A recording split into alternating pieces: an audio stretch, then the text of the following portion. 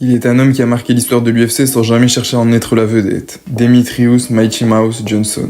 Un athlète hors norme. Un génie du MMA qui, malgré une domination inédite de presque une décennie, est tombé dans l'oubli des grandes légendes du sport. Dans un monde où le charisme, le trash talk et les feux de la robe dominent, Johnson a tracé sa propre voie, un champion sans bruit, mais avec une telle maîtrise technique qu'il a redéfini ce qu'on croyait possible dans l'octogone. Mais aujourd'hui, il reste l'un des plus grands combattants oubliés de l'histoire de l'UFC. Dans cette vidéo, nous allons retracer son parcours, analyser son style unique et comprendre pourquoi, malgré sa domination totale, Demetrius Johnson n'a jamais eu la reconnaissance qu'il méritait. Demetrius Johnson n'a pas été propulsé sur le devant de la scène comme beaucoup d'autres champions de l'UFC.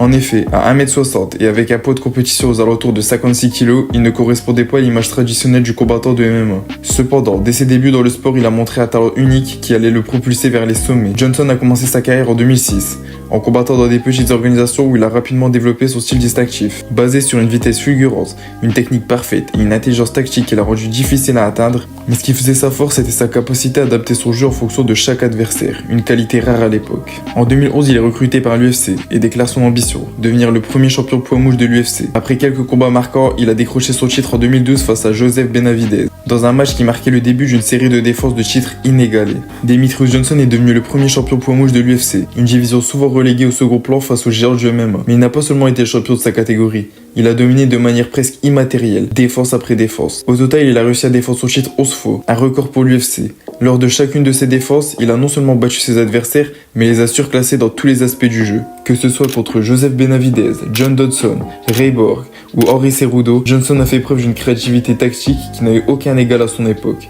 Ses transitions fluides, son jeu de jambes exceptionnel, sa capacité à passer d'un style à l'autre, striking, grappling, soumission et sa moulinette d'action dans l'octogone ont fait de lui l'un des combattants les plus imprévisibles et indomptables de l'histoire du MMA. Un chef-d'œuvre tactique est né dans l'octogone et Johnson est devenu le premier champion poids mouche invaincu, dominant tous ceux qui se présentaient à lui, malgré les talents exceptionnels qui se sont succédés sur son chemin. Malgré ses records et ses performances hors du commun, Demetrius Johnson n'a jamais eu la reconnaissance qu'il méritait. Dans un sport où la personnalité et l'exubérance peuvent être tout aussi importantes que les performances, Mighty Mouse a fait le choix de se concentrer sur l'essentiel, son art. Il ne se lançait jamais dans des guerres verbales et son approche était plus basée sur l'efficacité que sur le spectacle. Cela a joué contre lui. En contraste avec des combattants comme Conor McGregor qui attirent l'attention par leur comportement provocateur, Demetrius Johnson est resté dans l'ombre, refusant de s'installer dans le rôle du bad boy ou du showman. Mais cela ne voulait pas dire qu'il ne méritait pas de briller. Au contraire, sa précision technique et sa domination étaient la preuve d'un travail acharné, d'un niveau de préparation qui surpassait celui de la plupart des combattants. Les poids mouches en général n'ont jamais eu l'attention médiatique des poids lourds ou des poids légers. L'UFC, en dépit de ses efforts pour attirer l'attention sur cette catégorie, n'a jamais vraiment mis en lumière un combattant aussi dominant qu'il aurait dû. Pourtant, Johnson a prouvé combat après combat qu'il était l'un des plus grands de l'histoire de l'UFC.